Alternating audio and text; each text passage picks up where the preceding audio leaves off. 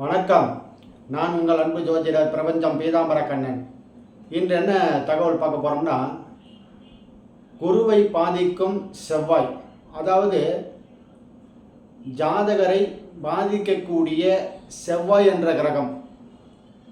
இப்போ ஒருவருடைய ஜாதகத்தில் குருவும் செவ்வாயும் சேர்ந்திருந்தாலோ 1, 5, 9 சேர்ந்திருந்ததுன்னா அவங்க ஜாதகர் பாதிக்கப்படுகிறார்னு சொல்கிறோம். இல்லைன்னா 3, 7, 11 அந்த அமைப்பில் சேர்ந்திருந்தாலும் ஜாதகர் பாதிக்கப்படுகிறான்னு சொல்லுவோம். சரி, இந்த 3, 7, 11 இந்த அமைப்பில் இருந்ததுன்னா ஏன் ஜாதகர் நேரடியாக பாதிக்கப்பட மாட்டார், மறைமுகமாக பாதிக்கப்படுவார்? இதுவே குருவுக்கு 1, 5, 9 செவ்வாய் சேர்க்கை பெற்றிருந்ததுன்னா அவங்களுக்கு என்ன திசை வேணாலும் ஓடட்டும், என்ன புத்தி வேணாலும் ஓடட்டும், எந்த காலத்தில் எந்த திசை வேணாலும் மாறட்டும், ஆனால் வாழ்க்கை முறையில் ஏதோ ஒரு காலகட்டத்தில் அவங்க வீழ்ச்சி அடைஞ்சிடுறாங்க, தோல்வி அடைஞ்சிடுறாங்க. போராட்டமான காலங்களாக வாழ்க்கையே புரட்டி போடக்கூடிய காலமாக மாறிவிடுகிறது. ஏன்னு கேட்டால், கால புருஷனுக்கு 8 என்று சொல்லக்கூடிய செவ்வாயினுடைய சேர்க்கை ஒரு ஜாதகருக்கு, அதாவது நாடி ஜோதிடத்தில் ஜாதகர் என்றால் குரு, அந்த குருவோடு செவ்வாய் சேர்க்கை பெறும் பொழுது அந்த செவ்வாயால் ஏற்படக்கூடிய பலாபலன்கள் எந்த திசை வேணாலும் ஓடட்டும், எந்த புத்தி வேணாலும் ஓடட்டும், ஆனால் கோச்சாரத்தில் அந்த செவ்வாயையும் அந்த குருவையும் ராகு கேதுக்கள் என்று சொல்லக்கூடிய கர்மிக் பிளானட்டு இல்லை கர்ம வினையை சுட்டி காட்டக்கூடிய சனி என்ற கிரகம் அந்த சமயத்தில் அப்படி பயணம் பண்ணி போகும்பொழுது அந்த ஜாதகரை தூண்டி சிக்கல்லையும் போராட்டத்திலையும் உண்டு பண்ணும். இதுவே அந்த குருவானவர் செவ்வாயோட சேர்க்கை பெற்று நல்ல இடத்துல இருக்காரு, அவர் பாதிக்கப்பட மாட்டாரா அப்படின்னா, இவர் எப்படி சேர்க்கை பெறுகின்றாரோ செவ்வாய் அதற்கு ஏற்றார் போல் அவங்களுடைய பார்ட்னர் அமைவாங்க.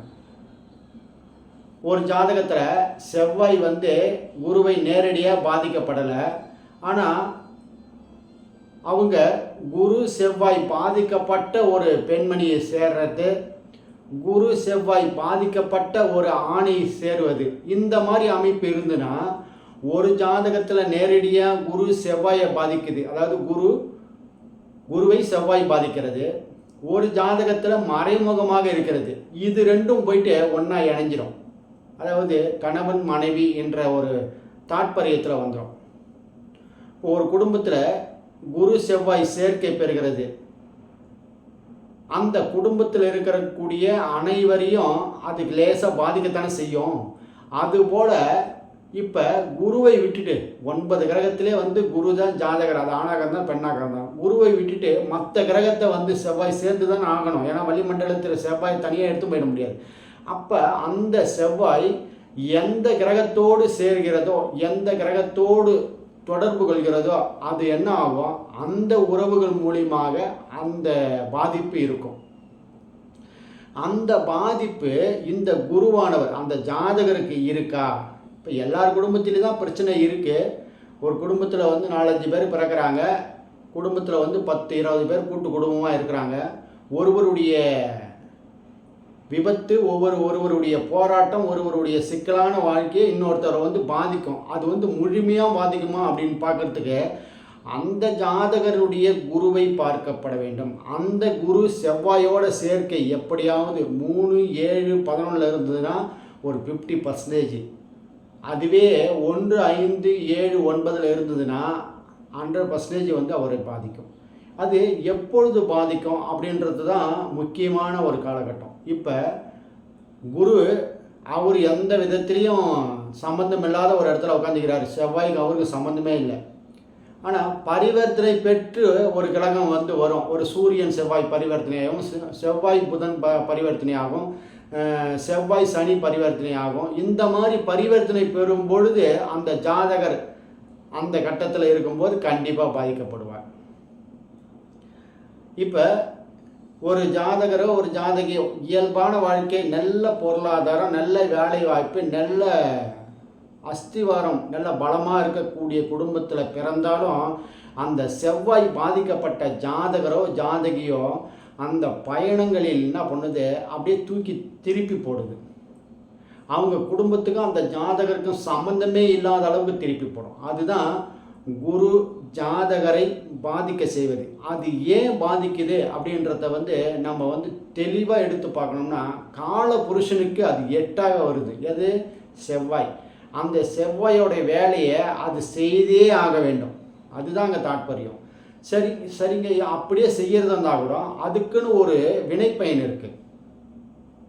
அந்த செவ்வாய் இல்லை அந்த குரு வக்கரம், பரிவர்த்தனை, விளிம்பு, ஆட்சி, உச்சம் இந்த மாதிரி கிரகத்துங்களோடு சேர்க்கை பெறும்பொழுது அது நன்மை தீமை ஏற்படுகிறது. அதுவே அந்த வக்ரம், பரிவர்த்தனை, ஆட்சி, உச்சம், நீசம் இந்த மாதிரி கிரகங்களில் இருக்கும் பொழுது விளிம்பில் இல்லாத இருக்கக்கூடிய கிரகங்களை இந்த செவ்வாயோ இந்த குருவோ தொடர்பு இல்லாத பட்சத்தில் அந்த ஜாதகருக்கு எந்தவித தொடர்பும், எந்தவித இன்னலும், எந்தவித போராட்டமும், எந்தவித சிக்கலும் ஏற்படுவதில்லை. அப்படியே அவர்களுடைய சார்ந்த குடும்பத்திலேயோ உறவுகள் மூலியமாகவோ ஏற்பட்டாலும் ஜாதகரை பாதிக்கப்படுவதில்லை, தொடர்பு இல்லாத பட்சத்தில். பொதுவாக அப்போ ஒரு 9 கிரகம் 12 ராசியில் ஏதோ ஒரு இடத்துல செவ்வாய் இருந்து தானே ஆகணும். அப்போ அவர் யாரையாவது ஒருத்தவரை பாதிக்கத்தானே செய்யணும். அப்படின்னா கோச்சார காலங்களில் உங்கள் கிரகத்தை, உங்களுடைய சொந்த ஜாதகத்தை சுற்றி வரும் பொழுது அந்த செவ்வாய் பாதிக்கப்பட்டு இருந்தால் கூட கோச்சாரத்தில் வரும்பொழுது தப்பிச்சுக்கிறாங்க. அது எப்படி தப்பிச்சுக்கிறாங்கன்னா, உங்களுடைய தசாபுத்தி காலங்கள் அந்த நேரத்தில் அற்புதமாக பயணம் பட்டதுன்னு வச்சுக்கேன், அவங்க தப்பித்து விடுகிறார்கள். அவங்க தப்பிச்சுக்கிட்டு அவங்களுடைய உறவுகள்னு ஒன்று சொல்லுவாங்கள்ல, அவங்க இந்த 9 கிரகத்தில் ஏதோ ஒரு கிரகத்தின் மூலியமாக உறவுகள்னு ஒன்று உறவும், அந்த கிரகத்தை பாதிக்கப்பட்டு அந்த உறவுகள் அடிக்கும். அதுதான் ஜோசியக்காரங்க பலன் சொல்லும்போதே ஒன்று உங்களுக்கு ஏற்படணும், இல்லைன்னா உங்களை சுற்றி உள்ளவங்களுக்கு ஏற்படணும். 2 வார்த்தை தான், வேறு எதுவுமே கிடையாது. ஒன்று ஜாதகருக்கு ஏற்பட வேண்டும். குருவானவர் ஜாதகர், குருவை சுற்றி உள்ள இருக்கக்கூடிய 8 கிரகங்கள், குருவினுடைய உறவுகள் அவங்களுக்கு ஏற்படணும். இதுதான் அதனுடைய தாற்பயம். இதுதான் குருவை பாதிக்கும் செவ்வாய் அப்படின்ற தலைப்பை கொடுத்து, குரு உங்களுடைய ஜாதகத்தில் செவ்வாயோடு எப்படிப்பட்ட சேர்க்கையெல்லாம் பெறுது, பிறப்பு ஜாதகத்தில் கோச்சாரத்தில் சேர்க்கை பெறும்போது அது கொஞ்சம் காலங்களில் இடர்பாடுகளை உண்டாகும். அதுவே பிறப்பு ஜாதகத்திலையும் தொடர்பு இருந்து கோச்சாரத்திலையும் தொடர்பு இருக்கும் பட்சத்தில் தான் வலிமையான போராட்டம், வலிமையான சிக்கல், வலிமையான விபத்து அந்த மாதிரி காலகட்டங்கள்லாம் உண்டு பண்ணி எழுந்திருக்க முடியாத அளவுக்கு அடிக்கும். அது இதுபோல் குருவை பாதிக்கும் செவ்வாய் உங்களுடைய ஜாதகத்தில் எப்படிப்பட்ட சேர்க்கை, எப்படிப்பட்ட பார்வை, எப்படிப்பட்ட இணைவு அப்படின்றத நீங்கள் பாருங்கள். அந்த ஜாதகரோ அந்த ஜாதகியோ குருவை செவ்வாய் பாதிக்காத பட்சத்தில் கடன், வம்பு, வழக்கு, கோர்ட்டு கேஸு, போராட்டமான, அதாவது திடீர்னு போயிட்டே இருக்கும், அப்படியே திருப்பி போடும் வாழ்க்கையே. அந்த மாதிரி அமைப்புலாம் இல்லாத வாழ்க்கை. ஒரு மனிதனுக்கு கடனும் நோயும் இல்லை என்றாலே மிக சிறந்த வாழ்க்கைன்னு சொல்லலாம். அந்த மாதிரி வாழ்க்கை யாருக்கு அமையும் அப்படின்னா, குருவை செவ்வாய் பாதிக்காத பட்சத்தில் உங்கள் ஜாதகத்தில் இருந்தால் உங்கள் ஜாதகம் மிகச்சிறந்த ஜாதகம் அப்படின்னு சொல்லலாம்.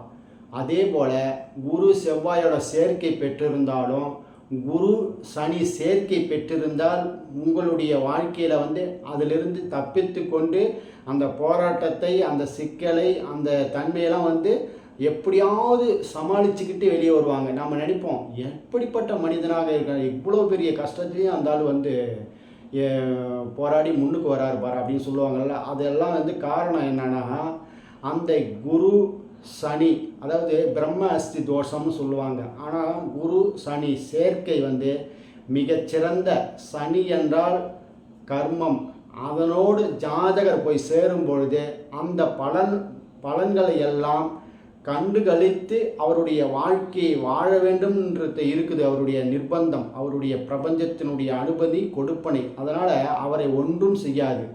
இப்போ எப்படி விஷங்களை சிறு வயதிலேயே சிறுக உடம்பில் சேர்த்தவர்களுக்கு விஷம் எப்படி ஒன்றும் பண்ணாதோ, அந்த மாதிரி குரு சனி சேர்க்கை பெற்றவர்களுக்கு அதெல்லாம் இயற்கையாக கடந்து வரக்கூடிய தன்மை, பிரபஞ்சத்தினுடைய அனுமதி, அது இயற்கையிலேயே அவர்கள் பெற்றிருக்கிறதுனால அவர்களுடைய குரு சனி சேர்க்கை பெற்றவங்களுக்கு பாருங்கள், நிறைய அவங்களுடைய குடும்பத்தில் சார்ந்தவங்க, அவர்களுடைய சுற்றி உள்ள சமூகம் அதை கண்ணிலேருந்து பார்த்துக்கிட்டே வருவார் சின்ன வயசுலேருந்து. அதனால் அவருக்கு ஒரு பெரிய கஷ்டம், பெரிய சிக்கல், பெரிய போராட்டம், பெரிய விபத்துக்கள்லாம் அதை அனுபவமாக எடுத்துக்கொண்டு அவருடைய வாழ்க்கையில் அனுதினமும் அதை மிக எளிமையாக கடந்து மிக பெரிய உயரத்துக்கு வரக்கூடிய ஜாதகராக சில பேர் காணப்படுறாங்க. சில பேர் குரு சனி சேர்க்கை மிக சிறந்த பண்பாளராக, உயர்ந்த மனிதராக, நல்ல ஒரு மனிதராக காணப்படுகிறார்கள். அப்போ ஒருவருடைய ஜாதகத்தில் குருவை பாதிக்கக்கூடிய செவ்வாய் சேர்க்கை பெறாமல் இருந்தால் அவர் வெற்றி பெற்ற ஜாதகராகவும், குருவை பாதிக்கக்கூடிய செவ்வாய் சேர்க்கை பெற்றிருந்தால் அவர் போராட்டங்கள், சிக்கல்கள், மிகப்பெரிய கடுமையான சோதனைகள்லாம் ஆட்கொண்டு அந்த ஜாதகர் இந்த மானிட பிறப்பில் இந்த பிவு உலகத்தில் வாழக்கூடிய மனிதர்களாக ஜொலிப்பார்கள் என்று சொல்லி, இந்த வீடியோ பிடிச்சிருக்கும் பட்சத்தில் லைக் பண்ணுங்கள், ஷேர் பண்ணுங்கள், மற்றவர்கள் அனுப்பிவிடுங்க. மீண்டும் ஒரு ஜாதக இணையோடு சந்திக்கலாம். நன்றி, வணக்கம்.